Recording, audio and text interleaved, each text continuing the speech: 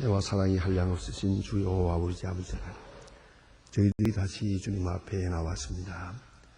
어제 주일을 거룩히 지킬 수 있게 하셨고, 다시 한밤을 편히 쉬고 이렇게 이른 아침에 일찍 일어날 수 있도록 우리의 옆구리를 쳐서 깨워주시고, 또 발걸음을 재촉해 하사 주 앞에 찬송하게 하시오니 진심으로 감사합니다. 세상은 종말을 향하여 치닫고 있지만 우리의 영혼은 항상 새아침하여 이렇게 달아갈 수 있도록 인도해 주시는 하나님, 그 크신 은혜와 사랑을 진심으로 감사합니다. 오늘도 주님 앞에 모였습니다.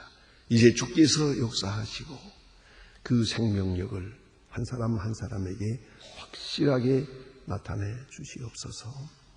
하나님 아버지, 더 가히 주의 음성을 듣는 이 아침 되게 하시고, 더 강하게 주의 임재를 체험하는 시간 되게 하시고, 그 어느 때도 주님의 사랑을 더 깊이 확인하는 시간 되게 하여 주시옵소서. 하나님께서 나를 구속하신 것과 내게 약속하신 하나님의 나라와 오늘도 주의 나라를 위해서 소중하게 쓰여지고 있는 그 존재를 확인하면서 하나님 감사 찬송하는 아름답고 귀한 이 아침이 되게 해 주시옵소서. 딱한 사정을 앞에 놓고 몸부림치며 기도해 왔습니다. 오늘은 영적인 지각을 주시고 영의 눈을 뜨게 하사 벌써 응답해 주신 것을 깨닫는 이 아침이 되게 해 주시옵소서. 하나님의 사랑을 받기 위해서 몸부림치며 살아왔습니다.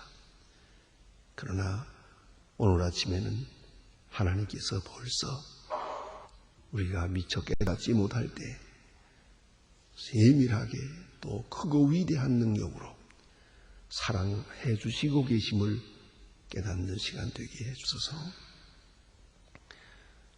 주님이 나와 함께 하기를 위하여 기도했습니다. 하나님 아버지, 이제는 벌써 내가 주 말씀을 깨닫는 이 아침 되게 해 주시옵소서. 오늘도 하나님의 말씀이 바르게 권세 있게 전해지게 하시고 땅끝까지 들려 하옵소서. 복음 전파를 위해서 몸과 마음, 정성, 물질, 온 생을 다 기울이는 충실한 주님의 일꾼들에게 하나님이여 하늘로부터 주시는 큰 축복과 은혜로 충만히 채워주시옵소서. 자비하신 주여, 주께서 크고 놀라운 역사를 주시사 저희 교회에 맡기신 사명, 교회를 통해 이루고자 섭리하시는 그 귀한 뜻들을 온전히 이룰 수 있는 소망의 실 되게 하여 주시옵소서. 주의 일하는 것이 우리에게 영광이 되고 기쁨이 되고 특권이 되게 해 주시옵소서.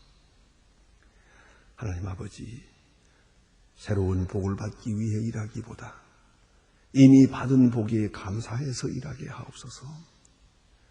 더 큰 영광을 위해서 하기보다는 하나님이 이미 베푸신 은혜가 너무 크고 놀라워서 내 생 다 기울여 충성하는 그런 감사와 충성이 되게 하시옵소서. 주여, 오늘도 이 나라를 돌보시고 대통령에게 건강과 밝은 총명을 주시고 온 국민이 믿고 할 수 있는 정부가 되고 또 요소요소에 세워주신 주님의 일꾼들 그 어느 때보다도 확실하게 믿음의 사람으로 역사하게 인도하여 주시옵소서. 자비하신 주여, 저 북녘 땅에도 소속히 자유를 허락하시고 지하 울부짖는 성도들의 그 간절한 기도를 다 들어주시고 저희에게 맡기신 일, 또 저희가 하고 있는 이 모든 일들 하나하나가 다 아름답게 이루어지되 이미 시작한 일들 그리스도의 사랑 안에서 아름답게 진행되게 하시고 또 지금 시작하려고 이 크고 위대한 일을 주 은혜 안에서 성사할 수 있게 꼭 필요한 모든 은사를 모든 분들을 통해서 허락해 주시옵소서. 자비하신 주여, 해외에 있든지 여행 중에 있든지 군문에 나가 있는 젊은이들, 그리고 공부하는 자녀, 이 험악한 세상에 살지만은 죄악에 물들지 않도록 늘 지켜주시길 바라며, 병중에 있는 분들과 슬픔을 당한 가정들, 복잡한 문제로 또한 실직당한 가정들, 열심히 일하고 싶지만 일거리를 찾지 못한 분들, 하나님께서 다 돌보아 주시고 주님이 선하신 길로 인도하여 주시옵소서. 항상 주 안에 성실하며 주의 음성에 진실하게 응답하며 오늘도 좋은 소식을 듣고 아름다운 일들을 경하는 은혜롭고 귀한 날이 되게 하여 주시옵소서. 예수님의 이름으로 기도합니다. 아멘. 하나님의 말씀 계속해서 보겠습니다. 스가랴입니다. 이제 우리 구약 성경이 이제 얼마 안 남았습니다. 며칠 후면 구약 신약 성경으로 넘어가게 되겠습니다. 구약 성경 스가랴 12장 1절로 14절 끝절까지 보게 됩니다. 스가랴 12장 1절로 끝절입니다. 이와 같이 한 목소리로 봉독하시게 됩니다. 예루살렘에 관한 여호와의 말씀이 경고라. 여호와 곧 하늘에 펴시는 땅에 터를 세우시며 사람 안에 계신 영을 지으신 가라사대, 보라 내가 예루살렘으로 그 사면의 국면을 혼미케 하고 그 산이 들뜨시다. 예루살렘의 에워쌀 때에 유다까지 미치리라. 그 날에는 그네 예루살렘의 모든 궁에 무거운 돌이 되게 하리니 모든 것을 드는 자가 크게 상할 것이고 천하 만국이 그것을 치려고 모이리라. 여호와가 말하노라. 그날에 모든 땅에 서서 놀라게 하며 그 탄자를 쳐서 미치게 하되 유다 족속은 그 돌아보고 모든 국민의 말을 쳐서 눈이 멀게 하리. 유다의 두목은 그 심주기를 예루살렘의 거민이 그들의 하나님 만군의 여호와로 말미암아 힘을 얻었다 할지라. 그 모든 내 두목으로 드러나무 가운데 화로가 띠하 곡식 단 횃불 같게 하리니 그들이 그 좌우에 에워싼 모든 국민에게 쌓일 것이요 예루살렘은 다시 그 본 곳으로 예를 입고하리라. 여호와가 먼지 장막을 구하리니 이는 다윗의 영광과 예루살렘의 거민의 영광 유다보다 더 하지 못하게 함이니라. 그날에 여호와의 거민을 보호하리니 그들 중에 각자의 고생가 될 것이라. 여호와 사자가 예루살렘을 치러 오는 열국은 그날에 다 멸하기를 힘쓰리라. 내가 새 집과 예루살렘의 거민의 은총과 간구하는 심령을 주어 그들이 그 찌른 바 그들을 바라보고 위하여 애통하니 독자를 위하여 하는 듯하며 그를 위하여 통곡하기를 창사를 위하여 통곡하듯 하리라. 그날에 예루살렘에 큰 애통이 있으리니 무지도시 골짜기에 하드라모누가 있던 애통과 같을 것이라. 온 가족을 따로 애통하리니 다윗의 족속이 따로 하고 그 아내들도 따로 하니 나단의 족속이 따로 하고 그 아내들이 따로 하며 레위의 족 따로 하고 그 아내들이 따로 하며 시므이의 족속이 따로 하고 그 아내들이 따로 하며 모든 남은 족속이 각기 따로 하고 그 아내들이 따로 하리라. 아멘. 오늘 성경 말씀해 주신 것은 이제 스가랴를 통해서 예루살렘에 대해서 경고해 주시는 말씀입니다. 주로 예루살렘을 중심해서 있어진 말씀입니다. 그런데 지역적으로는 예루살렘을 중심하고 있지만 이 시간적으로 볼 때는 모름지기 수천 년을 내다보면서 말씀하고 있습니다. 그래서 이 말씀들 좀 우리가 읽기엔 잘 이해가 안 되는 것 같이 보이지만은 자세히 읽어보면은 한 절 한 절이 그 역사 안에 그대로 이루어지고 있습니다. 요거는 어느 때에 이루어졌고, 요 말씀은 어느 때 무슨 사건을 지칭한 것이고, 요건 어느 때에 가서 이것이 성취된 것이다. 이런 것을 이제 자세히 우리가 이렇게 확증을 얻을 수가 있습니다. 그만큼 이 말씀은 한 말씀이 예언이면서 역사를 아주 이 1000년 넘는 역사를 그대로 이렇게 합축해서 각 건에서 있어질 일들을 이렇게 말씀해 주고 있습니다. 그러나 이 모든 일은 예루살렘을 중심해서 이루어지는 사건들입니다. 그래서 어떤 말씀은 보면 십자군 사건 때, 어떤 건 안티오코스 에피파네스의 침공 때에 있었던 일, 혹은 어떤 건 헤롯 생전에서 있었고, 어떤 건 예수님 십자가실 때 있었던 얘기, 그리고 어떤 건 오늘 중동전쟁, 이 예루살렘 하나를 놓고 지금 얼마나 많은 나라가 싸웁니까? 얼마나 많은 피를 흘립니까? 그런 역사를 여기서 하나하나 보여주고 있습니다. 그런데 이 성경을 꿰뚫어 볼 수 있는 중요한 소위 인조하는 판단 능력을 가져야 됩니다. 그것이 뭐냐면 예루살렘이라고 하는 곳에 세워져 있는 낡은 예루살렘 성전과 눈에 보이는 성전이죠. 이 보이지 아니하는 신령한 예루살렘, 이렇게 나누어서 이 본문을 이해해야 됩니다. 사실로 그렇습니다. 자, 이제 유대나라 혹은 선민 혹은 이스라엘 이런 말 하지 않습니까? 이스라엘 민족을 지칭하는 이스라엘이 있고, 신령한 이스라엘이라고 하면은 예수 믿는 사람을 신령한 이스라엘이라고 하게 됩니다. 이스라엘의 역사, 그 속에 있었던 일은 다 영원한 신령한 이스라엘을 위한 프로토타입입니다. 예표입시다. 그것은 미리 예언에 불과합니다. 그것을 통해서 우리가 오늘의 신령한 이스라엘을 이해하게 되기 때문입니다. 그 점을 생각해야 합니다.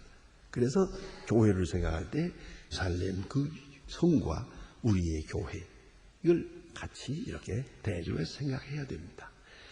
이 유대나라에 세워진 예루살렘은 그 예루살렘 성전은 어디까지나 하나님의 교회를, 영원한 교회를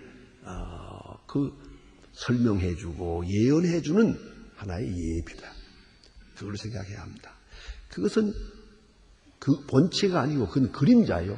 본체는 영원한 예루살렘, 신령한 교회, 그리스도로 말미암아 이룰 그리스도의 나라를 말씀하고 있는 것입니다.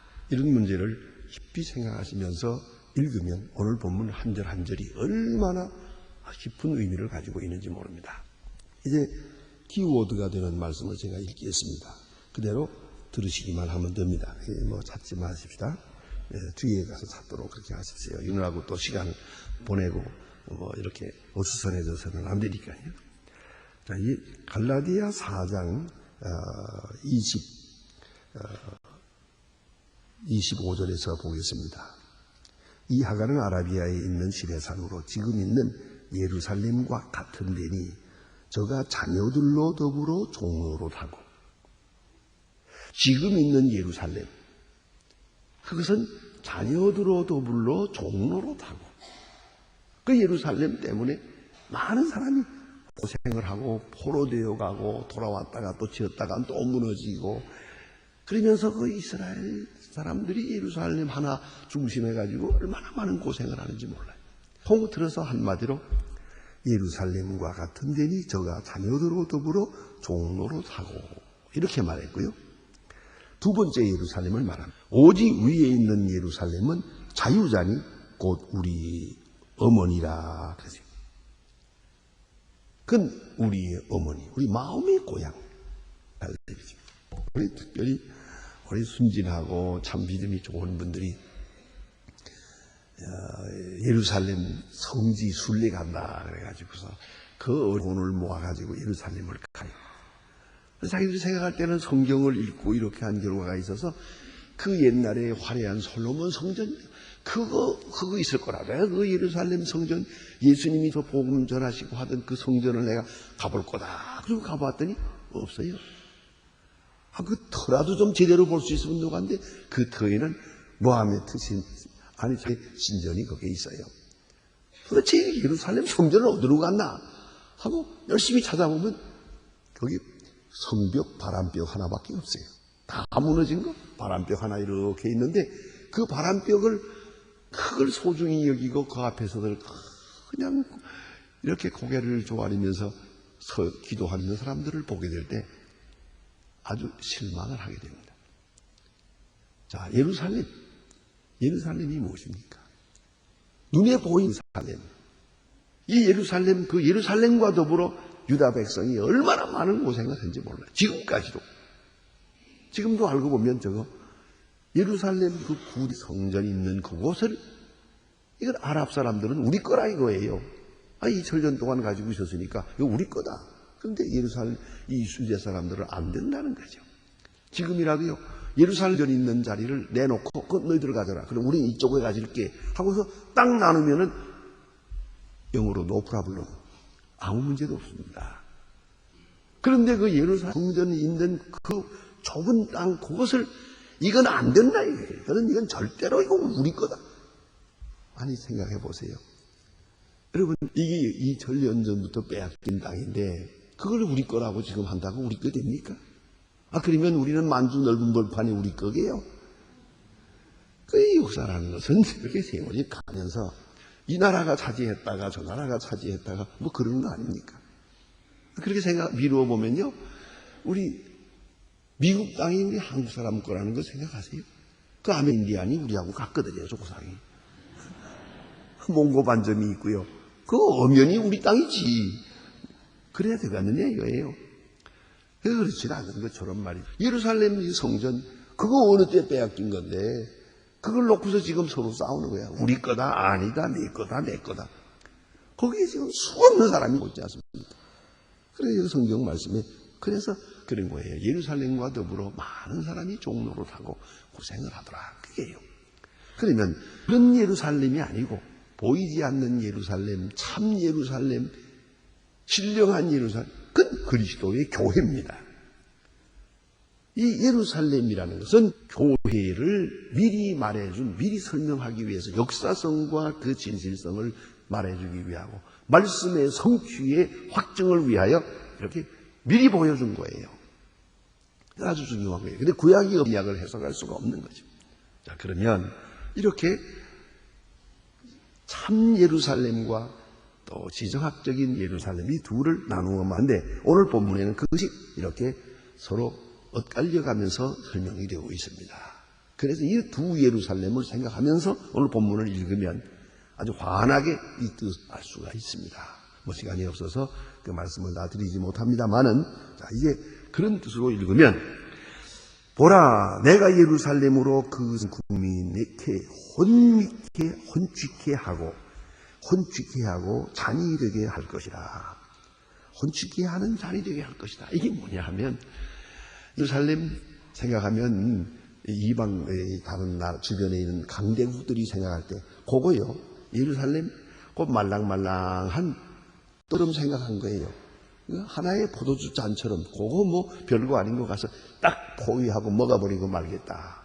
그리고 예루살렘을 생각했는데 이 쳐들어가 보니 그렇지 않아요. 예루살렘은 누구도 자기 만들지 못해요. 그래서 여기 보니까 혼취케 하는 잔이다. 그 예루살렘 점령에 들어갔다가 얼마나 많은 사람이 죽었는지 몰라요. 섣불리 건드렸다가 바로 오늘도 마찬가지예요. 이 예루살렘 때문에 혼취케 하는 잔이 될 것이다. 그냥 그저 간하게 그저 포도주 한 잔 마시듯이 말랑말랑한 떡 하나 개 그저 먹어버리듯이 먹어버릴 줄 알았는데 이게 아니에요.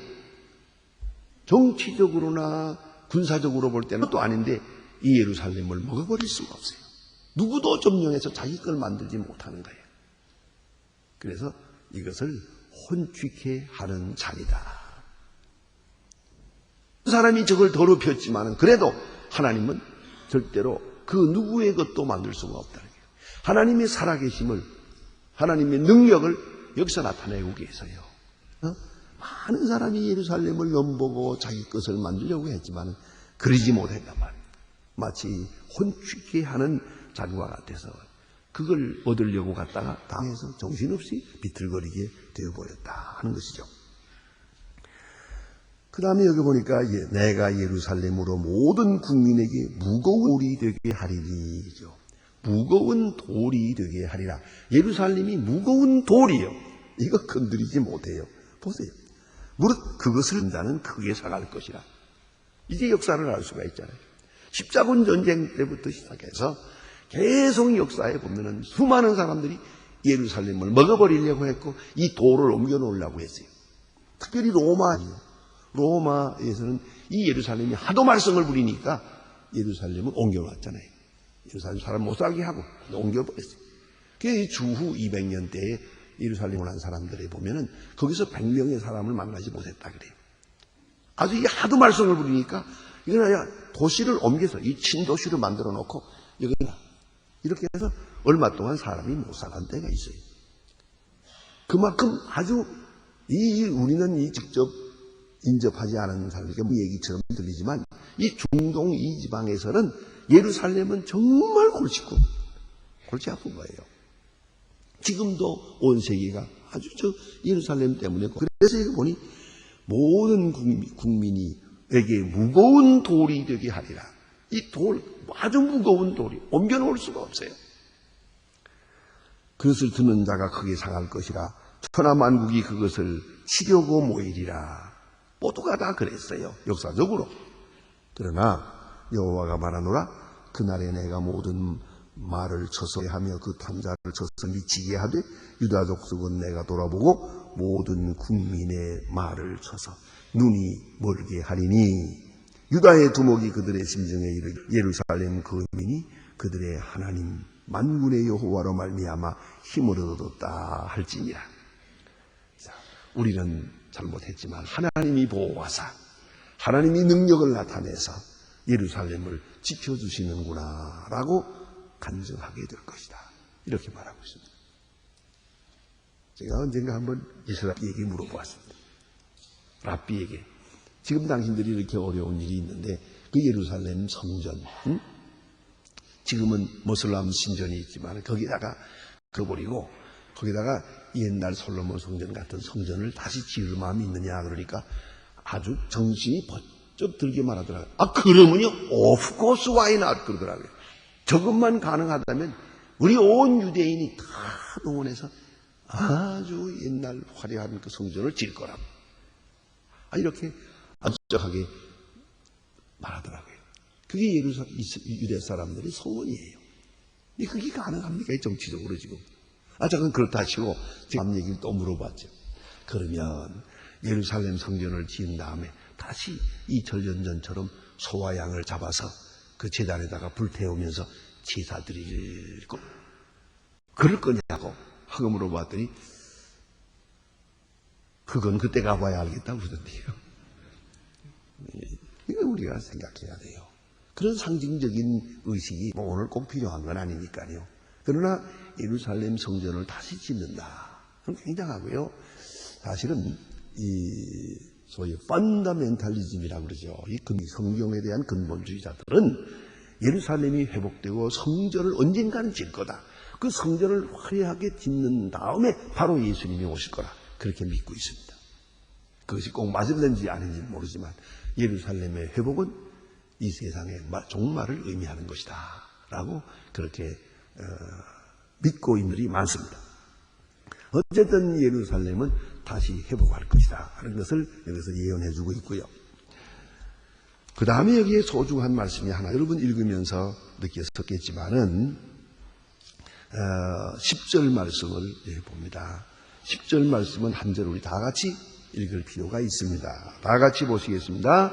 내가 다윗의 집과 예루살렘의 은총을 간구하는 심령을 주오리니 그들이 그 찌른 바 그를 바라보고 그를 위하여 애통하기를 독자를 위하여 애통하며 그를 위하여 장사를 위하여 통하등 하리라. 아멘. 어때요? 이 말씀을 드리면서 우리가 보이는 게 있지 않습니까? 저들이 찌르면서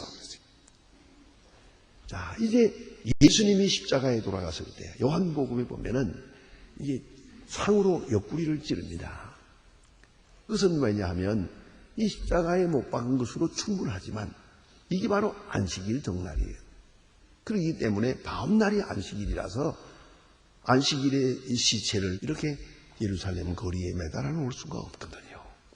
그래서 빨리 처분해야겠기 때문에 그대로 내버려두면요, 이 손바닥에다 이렇게 발과 손에 이렇게 못 박아놓으면, 이게 여러 날 동안 살아있습니다. 이게 얼마나 아프겠습니까? 이게 그대로 손에 찢겨서 매달리는데 이게 말초신경이니까 아빠는 이것 가지고는 죽질 않습니다. 이게 죽질 않아요. 결국은 굶어 죽는 거예요. 목말라고 굶어 죽는 거지 이거 못 박아 죽는 게 아니거든요. 그러니까 이 장정들은요 일주일 동안 꿈틀거린다잖아요. 그래서 인간을 죽이는 데 있어서 가장 원초 영법, 인간에게 상상할 수 없는 최고의 악형이 바로 그 십자가에 매다는 거예요. 그러면 계속 살아있는 거예요. 마지막에 굶어 죽는 거예요. 그러니까 일주일이나 걸리거든요. 그 얼마나 아프겠습니까? 그러니까 정신이 들어왔다가 나갔다가 들어왔다가 나갔다 하면서 계속 그 고통을 겪어야 하는 거예요. 그런데 시인주의이기 때문에 이거 빨리 십자가에서 내리기 위해서 그를 죽여야 했어요. 그래서 죽었는가 살았는가 혹은 아니 살았더라도 죽이려고 그 옆구리를 창으로 찔렀다는 거 아닙니까? 이거는 특례예요. 보통 예수를 십자가에 못 박는 사람들의 처형에 옆구리를 찌르는 일이 없어요. 왜냐하면 오랫동안 살아있어야 고통이 가중되는 거니까 고통을 주기 위해서 매달하는 건데 이렇게 할 수가 없죠. 그러나 이거 지금 사람들의 법을 지금 이 빌라도가 상당히 이해를 해주어서 이것을 빨리 내리도록 한 거예요. 그래서 옆구리를 창으로 찔렀더니 물과 피가 나오더라. 성경은 분명히 기록했어요. 그런데 이 문제를 놓고 군인은 어찌 생각하겠습니까?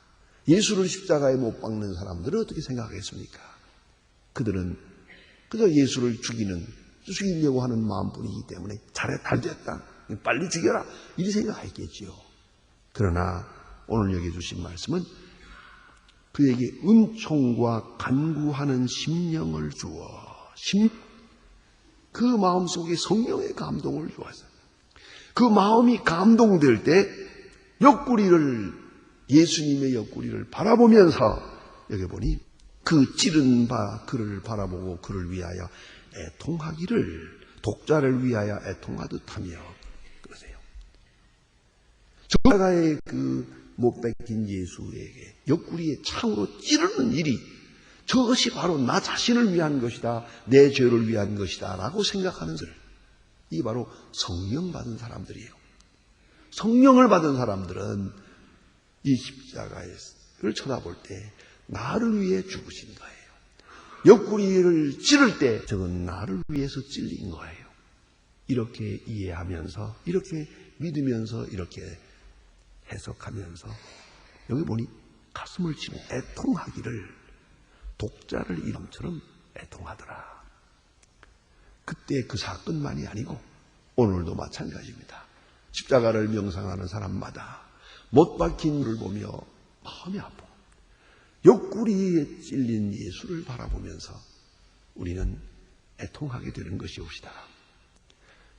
벌써 이렇게 예언을 하고 있어요. 옆구리에 찔리는 이 사건, 이것이 바로 예수 그리스도의 십자가에 의해서 이루어진 거예요. 이 예언의 말씀 한 구절 한 구절이 역사 현장에서 그대로 이루어지면서 그 의미를 새롭게 하는 것이옵시다. 다 같이 기도하십시다.